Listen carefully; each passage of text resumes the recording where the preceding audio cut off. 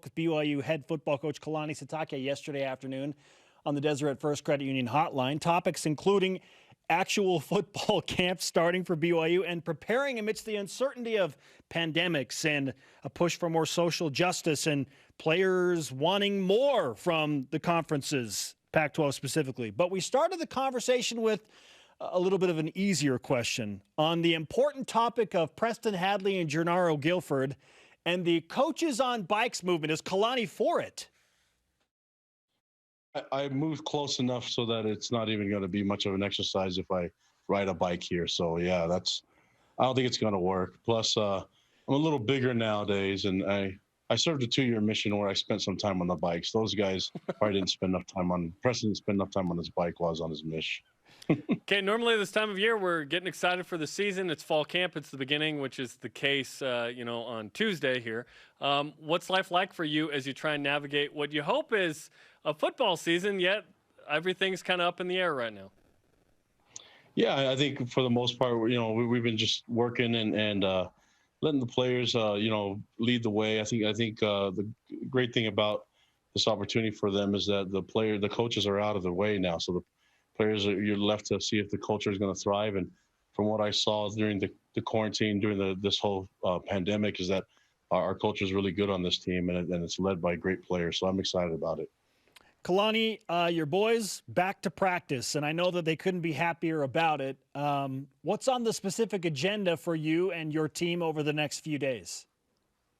Yeah, to keep focusing on our fundamentals and technique. I mean, there's some uncertainties, most notably our opponents, but for the most part, we can really work on our install, get on the field. I think now that we can get some, get the helmets on and get these guys kind of acclimated to the game, and then once we get the pads on, then the real competition starts. So for the next part is just kind of getting that, being able to transition from their off-season conditioning into fall camp mode. And from what I see so far with our guys and walkthroughs that we've been able to do, I'm really excited about the program, excited about the status of our football team right now. This fall camp is every coach's dream, Kalani. No media. So you'll do media availability. I love you guys, man. Come on. I mean, it's I think what you're saying is that, yeah, this is a little different. And I think I didn't really know much about Zoom and virtual meetings and all that stuff until now. So, we're people that can adapt, and I'm thankful that we have the relationships and we can rely on everybody, just focusing and making each other better. So as long as we get to interact somehow, I'm good with it. It's hard for me because I want to hug and talk to all the fans, but we'll just do it safe with a safe way, keeping our social distancing and getting the masks on and things. Pandemics are bad for huggers. That's what I've learned during this. Yeah. Describe what your practice is like right now. Obviously, we've seen masks on, but will guys wear masks under a helmet? And how is social distancing within football? That's kind of a question that no one's really been able to answer well. Yeah, we've been getting some education from our doctors and from our sports medicine department, just allowing the guys to know a little bit more about COVID and for our players to know how they can keep this environment a low-risk environment.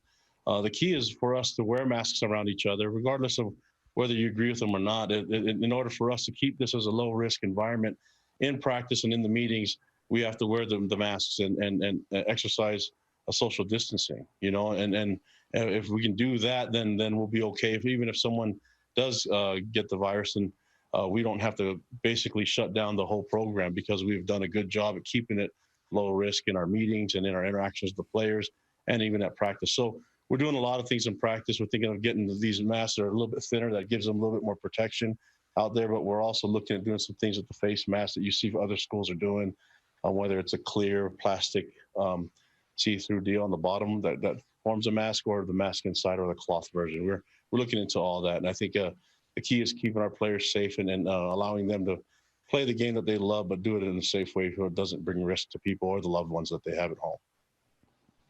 BYU football head coach Kalani Sitake with us on BYU Sports Nation. Coach, what are the protocols for screening when players come to practice each day, and how often will those things take place?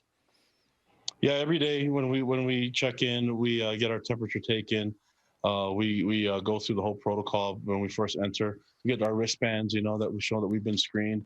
And then we just got to be honest and report any symptoms that we're having and work really closely with our trainers and our doctors. And so a big portion of that is educating the players and them being aware of what's going on. And this is a thing that changes quite often. It's not just like everything's set in stone. It's something that, you know, a lot of things could happen in a day, let alone a week or a couple of weeks. And so we have to stay on the updated on everything and keep our players educated on the whole process. And it's been really cool because in a time where communication is not as open, now we can do it and give our guys the confidence. Once you know and you're educated a little bit more, you can kind of learn how to function, how to go about whether it's practice, meetings, or even interacting with each other.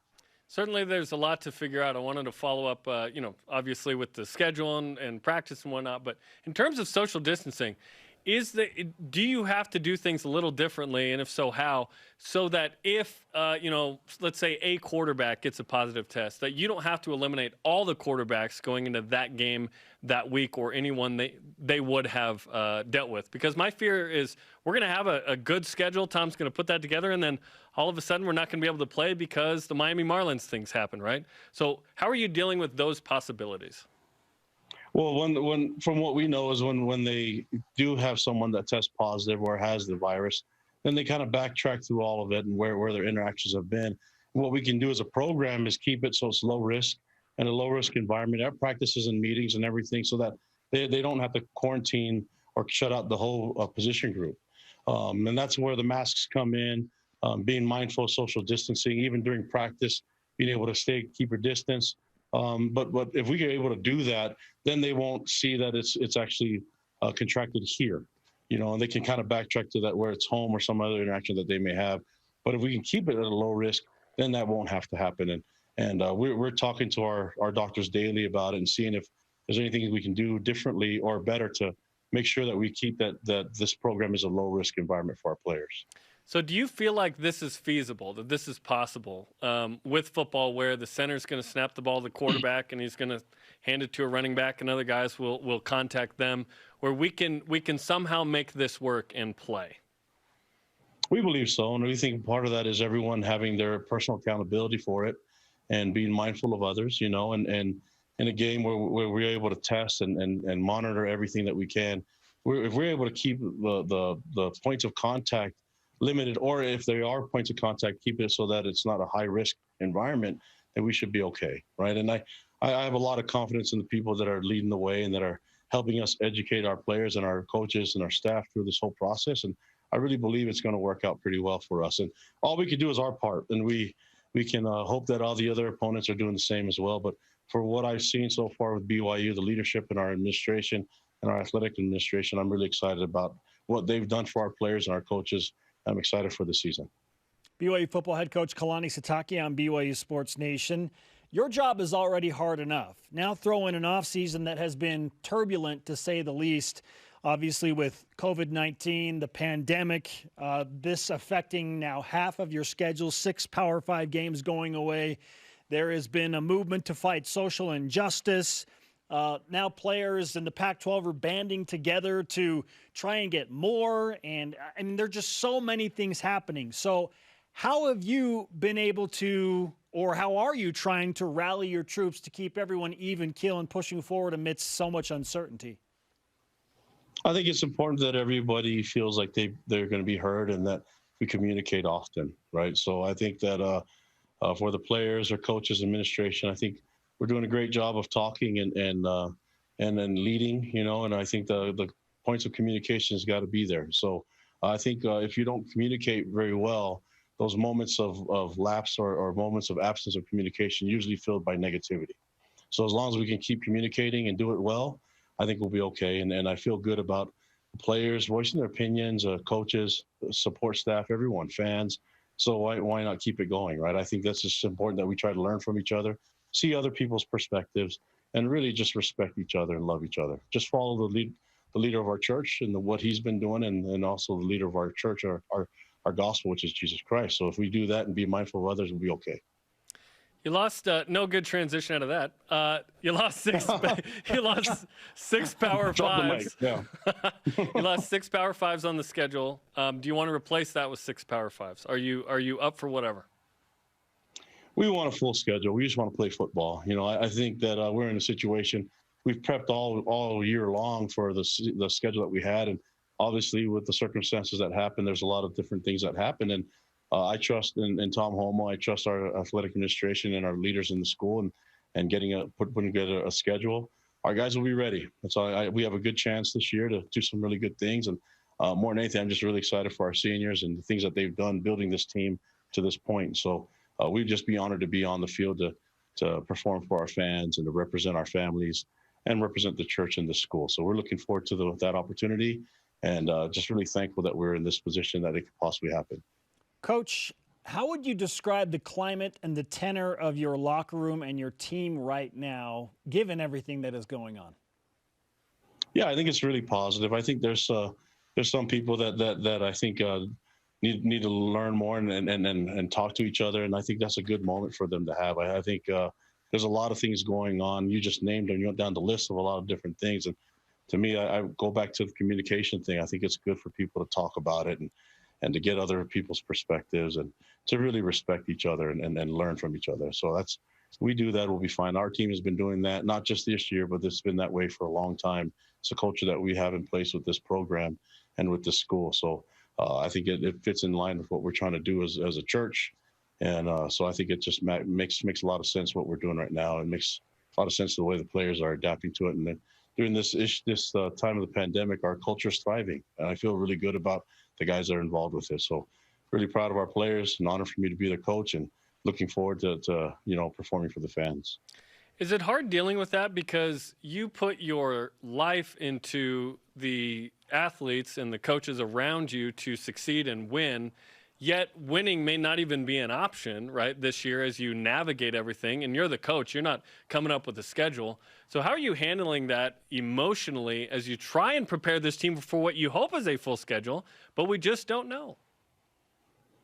Well, I think the way that I do it is just through gratitude and appreciation. I'm so thankful that we have great people that are working for us and trying their best, yourselves included, all our fans that are just really in support of what we do as a football team. I understand that there's a lot of other things that are going on in this world that are more important, but it's such a cool feeling for me as a head coach to see what's happened with our fan base and the way they react to things, the way they support our players, and how our players have been to adjust to all the things that have happened so far this year. So our attitude, and my attitude personally, and I think it's not just mine, it's just what we share as a program, is that we're just thankful for this opportunity that we're in right now. Just have a lot of appreciation for those people that have worked so hard for us and to put us in this situation that we're in right now to hopefully play football. Coach, I know you're obviously very focused on the actual football product and helping your team get better, but it's hard not to wonder what that schedule is going to look like. So when you hear things like the Big 12 are deciding today on what they're going to do with their scheduling, the ACC and the SEC announced last week, and the Sun Belt Conference comes out along with Conference USA, and they say we're playing a full 12-game schedule. How much of that is wandering through your mind as you push forward with right now a 6-game schedule? Well, I mean, I think I feel confident that we'll be okay, right? And to me, it's our players are ready to perform for 12 games. It doesn't really matter who it is. It didn't matter if the first game was going to be Utah or whoever shows up. We just need to be ready to play all 12, right? And hopefully, if we do it right, we can gain extra time and play some more, play another game with this group, and see how that goes. We can only control what we control, which is be ready for 12 games. Be ready for game 1. And then from there on out, try to do what we can to stay healthy so that we can perform our best. That's it. It doesn't matter if the Kansas City Chiefs and Andy Reid show up here in September. We're going to have to play at our best. And so the goal here has always been the same, to perform at our best 12 times. And we're looking forward to do that early September. Oh, great stuff. And if Coach Reid wants to come by, hey, so be it. Yeah, I have to wonder what kind of a challenge that would be for your team. But do you have a timetable of when you expect to find out if you have a week 0 or week 1 opponent? No, I think that's more of a Tom Homo question. For us, we're just going to be ready to go that first week and hope that there's an opponent there, right? So I have a lot of confidence in our administration to get it done, and these guys are working really hard. So I have a lot of confidence that they'll figure it out. and get a schedule. We'd like to know as soon as possible so we can start prepping for them, But at this point right now, we're just excited that we're playing football and we're starting practices. Were you showing off the guns a minute ago? You were looking pretty big there. Well, I have been working out a little bit. You guys haven't given me much compliments, but that's okay. You're wearing the medium today. It looks like. I don't know what to do because I have the mask in one hand and I'm just kind of, normally I'm sitting next to you guys. So this is a little uncomfortable for me. I know. I'm talking to a screen and to see you guys in person and putting on the blue goggles or something. Yeah, exactly. It's kind of weird. I did want to ask you, as an independent, it's certainly unique. In a league, they would say, okay, here are the protocols and both teams apply by this, right? If BYU plays anybody else, they're going to have to figure out how to meet that standard maybe. So how do you anticipate that happening this season as an independent where you may play ACC or Big 12 or Mountain West teams, right? Yeah, I think it's going to be fine. I mean, everybody wants to be safe, right? So I think the protocol will be very similar. And from what I've seen and the coaches that I've talked to and other programs, what we're doing is very similar. It's pretty much a universal type of deal where we want to be safe and keep everything at low risk. Okay, let's finish with a non-pandemic related question. Actual football here. What's the biggest question mark you have about your team entering fall camp of 2020? A couple things. Who our opponent's going to be, right? But also there's a lot of guys competing for starting spots. And then there's others that are competing for earning the trust from their teammates and from the coaches to be on the field more. So we're going to need more than just the 11 starters on all three phases. We're going to need a lot of guys that can contribute. We feel like we have a good, deep team and a lot of experience. And so right now it's just a matter of who's going to take the first snap. I can't wait to see the competition. These guys are really good, and competition usually breeds really, really good success. So I'm looking forward to these guys competing at all different positions. And, man, let's just get to football because that's the only way you handle it. We'll play the best guys. They settle it on the field, and we make the decisions that are pretty that stands out and pretty noticeable by everybody else. Is it Zach Wilson versus the other quarterbacks, or is it every man for himself? Every position's got to compete. And what's beautiful is that these guys work really well together. So we have a really cool dynamic at all the positions, not just quarterback. There's a lot of guys, linemen are fighting for starting spots too. But I think the more they do that, we'll start to find that we have more than just one that can play at each position. And we're already starting to see that from last year. But this year, it's just the competition has been cool, man. It's just been everyone stepping up their game. And I'm looking forward to seeing what the outcome will be, which usually means good things for us as a program. Coach, it's great to see your face, hear your voice, especially back in those football offices. This is an exciting see the guns time. Yeah. Hey, yeah. And whether you're benching 325 or riding that bike down a hill, safety first, man. Yeah, I can do the bike downhill and then just got to pick it up and take it up to the top again. So I'm a coasting type of guy when it comes to bike riding. No Greg LeMond or Lance Armstrong here. Thanks, guys. Love you guys. Thank you. Go Cougs. Kalani Sitake on the Deseret First Credit Union Hotline. Deseret First, you know why, we show how. Yeah.